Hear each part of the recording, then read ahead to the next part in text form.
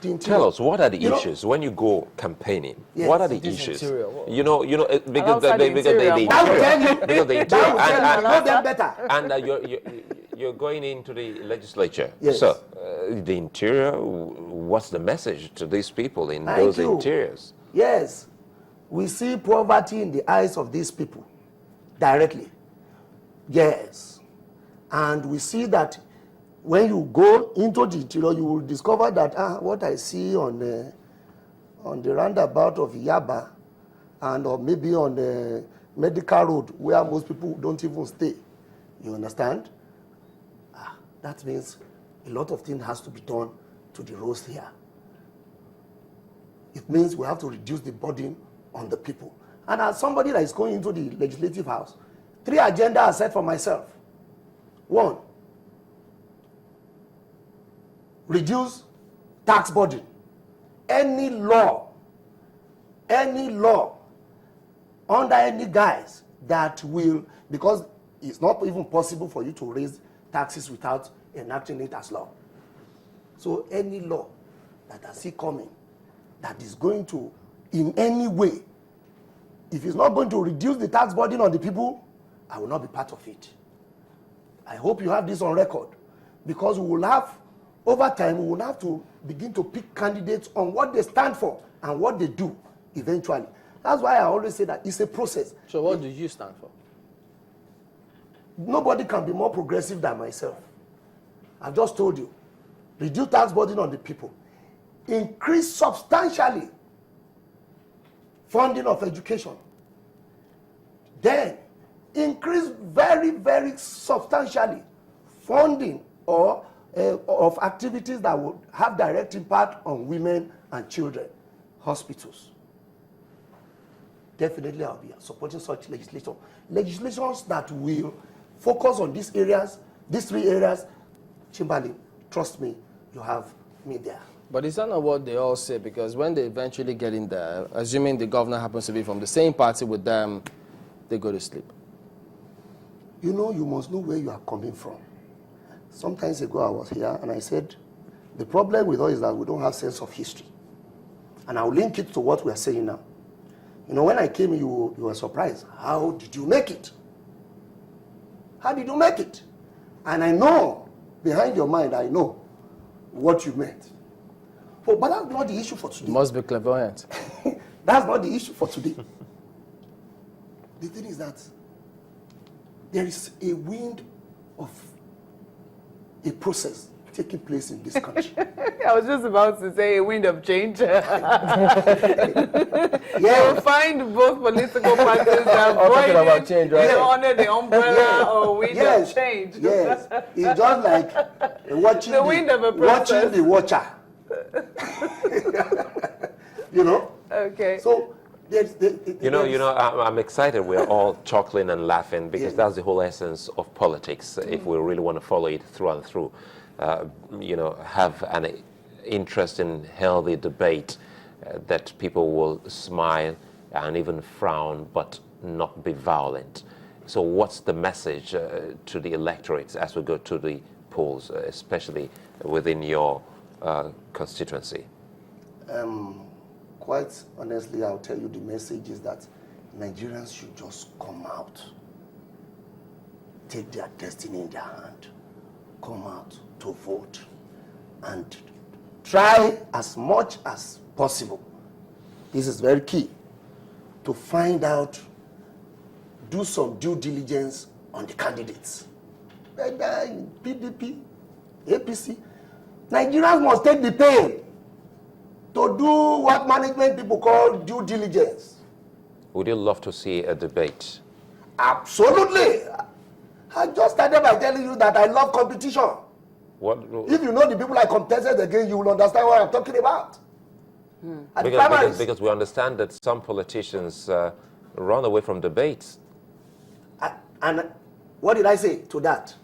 There is a revolution taking place. It's a process. It may look very gradual, but I tell you, it's taking place already. So as a member of the PDP... There's a foundation that has been laid by that. As a member of the PDP... By this president.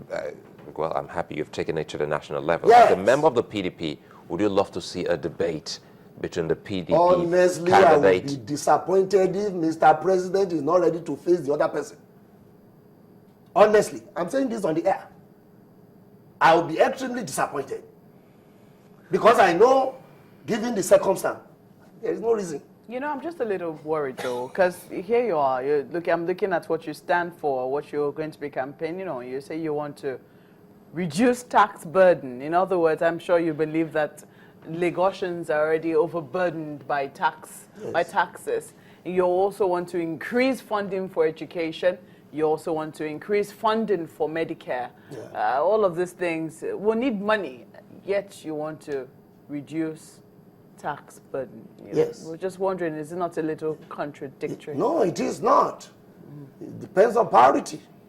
How do you think it works that, right now, do you think that we pay enough taxes? Do you think that... I even think we are overtaxed. Do you think that people are paying their taxes? Because if you ask a lot of people, they'll say that some people pay their taxes. They don't have an option. It's deducted from source. But some other people, live on the generosity of others, as it were. Do you think that many Nigerians, or Lagosians more specifically, are paying the taxes that they should? In fact, I think in Lagos, and that's why a lot of states have taken that model. The states that have taken the models from Lagos, go and check. You will observe that the IGR had gone up. Maybe in some cases by 1,000%. I can give you an example, because I've served in one other state before. So For I can tell you. instance? I'll give you, for instance, in Edo State. The IGR between 2001 and 2007 was about 250. Isn't that something we should be advocating? I'm going somewhere. That state should be. Yes, I'm also trying to help you get to that place on time, because you don't have a lot of time. I'm just asking, isn't that something that we should encourage states to do? Because we're saying that there's over-reliance on the federal. I totally agree with you, but the question, on the underlying question, I do agree with you that you need to raise. Please, let's get this straight. I'm not telling you that you can't raise tax. I am saying that we are overtaxed. That's what I'm saying. So they are two different. You want to reduce it? Yes.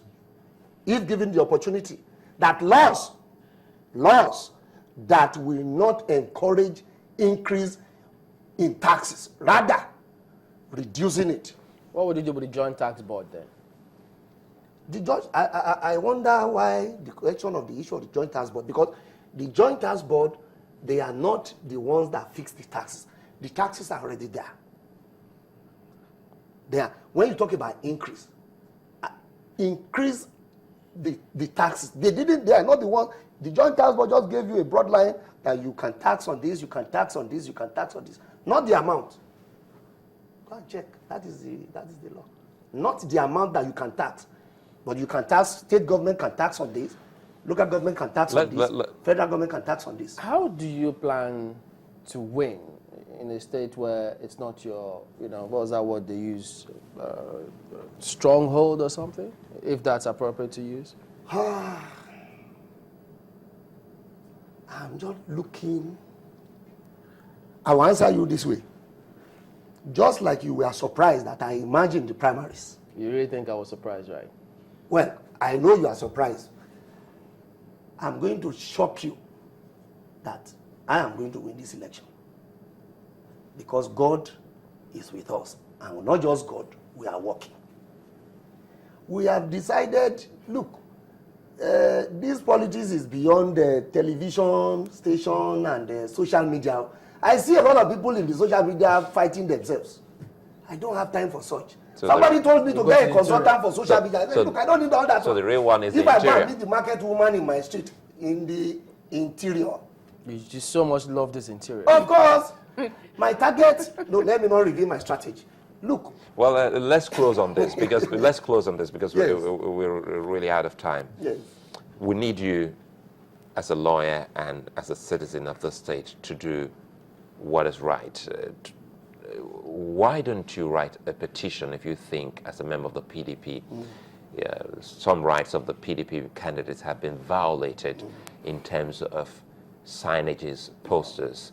Because what we find out, if you take a walk to Abuja, you get to see more of your party's posters and banners in Abuja just the way you are alleging here, but we haven't heard any story of an allegation of PDP being, taken off the streets. So what can you do? Would you give us your word that you will make a formal complaint to the government and let us know what this is about? Because we'll follow this through and through, because there must be, as Mark will use the word, a level playing field for all political parties as we move towards 2015. Certainly. As a matter of fact, while you were just talking before now, I was just thinking, the new year just came, and a lot of this process just started about a month or two ago. I expect that the people that are directly affected, because I know at least two of my friends that are directly, and this is talking very seriously, directly affected, because he invested a lot of money in the same pattern of banners that was made by the APC. So, and he cannot really use them in some other places. I think he was just trying before some few weeks ago, he started thinking of some other alternative. But like you have said, I want to believe he possibly must have written a letter to them, but I'll find out. Okay. I'll find out. All right, Mr. Robert Obhafuoso is the PDP candidate for Lagos State House of Assembly. Thank you for coming on this morning, and all the best. Thank you. All right, we'll be back in just a moment, everyone. Please join us again.